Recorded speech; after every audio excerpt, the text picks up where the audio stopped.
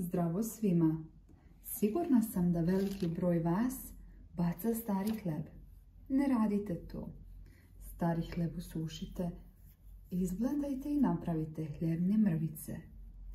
Možda malo čudno zvuči da se stari hleb koristi kao lijek, ali ako obratite pažnju, naučit ćete jedan recept koji stvarno djeluje. U pitanju je izuzetno efikasan narodni lijek za kurje oči. Ovako se pravi.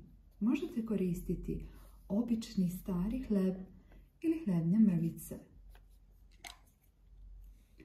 Mekši deo hleba izdrobite u posudu. Korica nam nije potrebna. Zatim prelijemo hleb sa sirćetom. Treba nam 5 kašika sirćeta. Zatim zamutimo sastojke da bi dobili masu koja je slična testu. Ukoliko koristite hljebne mrvice, dodajte manje sirćeta. Ova masa se stavlja na gazu. Potom se zalepi na kožu te je kurje oko. Obično je to na tabanu. Da bi fiksirali ovo, umotajte sa prijanjajućom folijom. Ponavljajte ovaj postupak svakodnevno dok kurje oko ne prođe. Ovaj tretman je uspješan u velikom procentu slučajeva.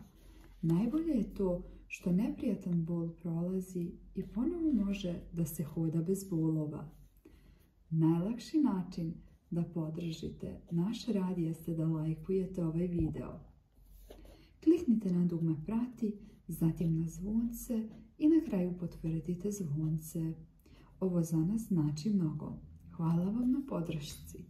Pogledajte još videa na kanalu.